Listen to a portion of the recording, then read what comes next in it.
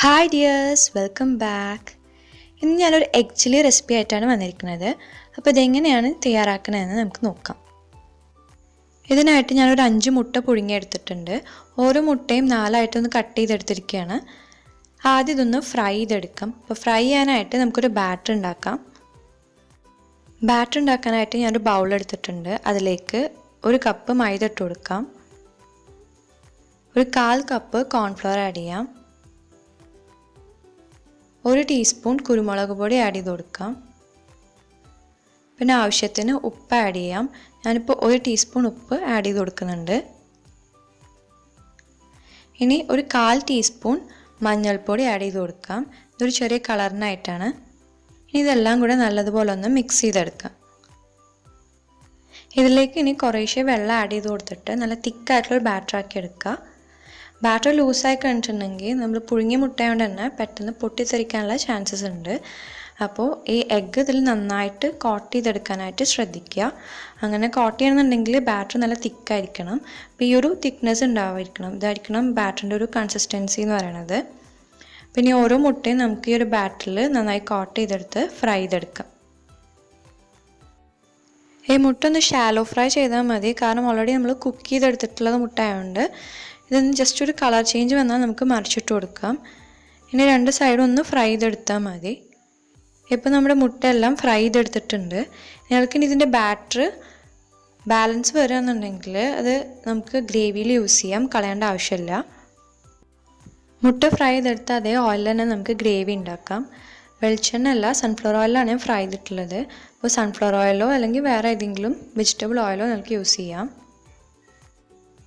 ഇതിലേക്ക് ആദ്യം 2 table spoon വെളുത്തുള്ളി നല്ല ഫൈനായി ചോപ്പ് ചെയ്ത് ആഡ് ചെയ്ത് കൊടുക്കാം.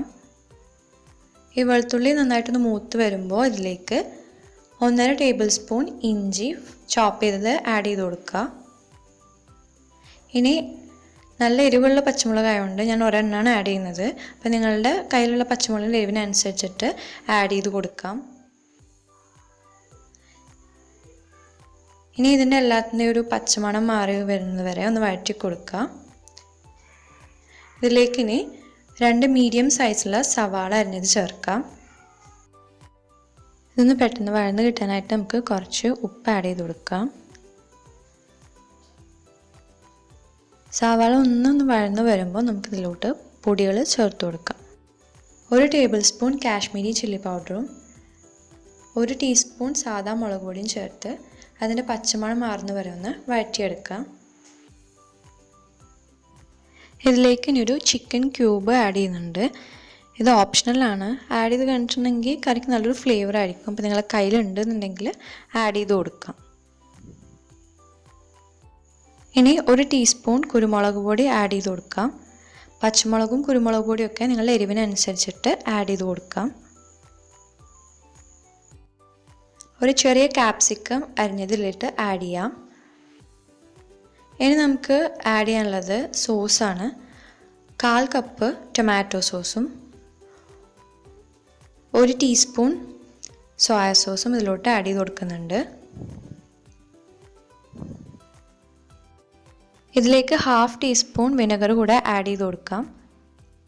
നേരത്തെ മാറ്റി വെച്ചിട്ടുള്ള ബാറ്ററിൽ 2 കപ്പ് വെള്ളം കൂടെ ആഡ് ചെയ്ത് ലൂസാക്കി എടുത്തതിന് ശേഷം ഇതിലേക്ക് ഗ്രേവിക്കായിട്ട് ആഡ് ചെയ്യാം. നിങ്ങളുടെ കയ്യിലുള്ള ബാറ്ററിനനുസരിച്ചിട്ട് വെള്ളം ആഡ് ചെയ്ത് കൊടുക്കാം. ഈ ഒരു സമയത്ത് ഇതിൽ ഉപ്പും എരിവൊക്കെ നോക്കിയിട്ട് കുറവുണ്ടെങ്കിൽ ആഡ് ചെയ്ത് കൊടുക്കാം. നമ്മൾ സവാള വഴറ്റുന്ന സമയത്ത് മാത്രമേ ഉപ്പ് ആഡ് ചെയ്തിട്ടുണ്ടായിരുന്നുള്ളൂ. പിന്നെ ചിക്കൻ ക്യൂബും അതുപോലെ സോയ സോസും ആഡ് ചെയ്യുന്നത് രണ്ടും ഉപ്പുള്ളതാണ്.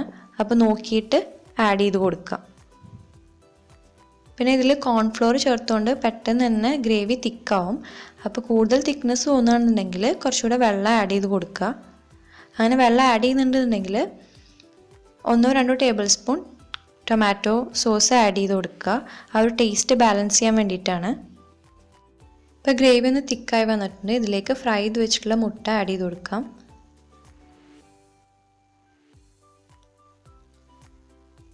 ഈ മുട്ട പൊടിഞ്ഞു പോകാത്ത രീതിയിൽ ഗ്രേവിയിലോട്ടൊന്ന് മെല്ലെ മിക്സ് ചെയ്ത് കൊടുക്കാം. ലാസ്റ്റായിട്ട് ഇതിലോട്ട് കുറച്ച് മല്ലിയില കൂടെ ആഡ് ചെയ്തിട്ട് ഫ്ലെയിം ഓഫ് ചെയ്യാം. അങ്ങനെ നമ്മുടെ എഗ് ചില്ലി ഇവിടെ റെഡി ആയിട്ടുണ്ട്.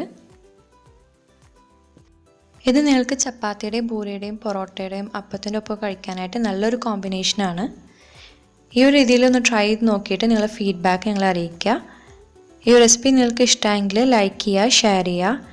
ചാനൽ ഇതുവരെ സബ്സ്ക്രൈബ് ചെയ്യാത്തവരാണെന്നുണ്ടെങ്കിൽ സബ്സ്ക്രൈബ് ചെയ്യുക. ഒപ്പം സൈഡിൽ കാണുന്ന ബെല്ലൈക്കൺ കൂടെ ക്ലിക്ക് ചെയ്ത് അതിൽ ഓൾ എന്ന ഓപ്ഷൻ നോട്ടിഫിക്കേഷനായിട്ട് എനാബിൾ ചെയ്യുക. വീണ്ടും ഒരു നല്ല റെസിപ്പി ആയിട്ട് കാണാം. Thank you.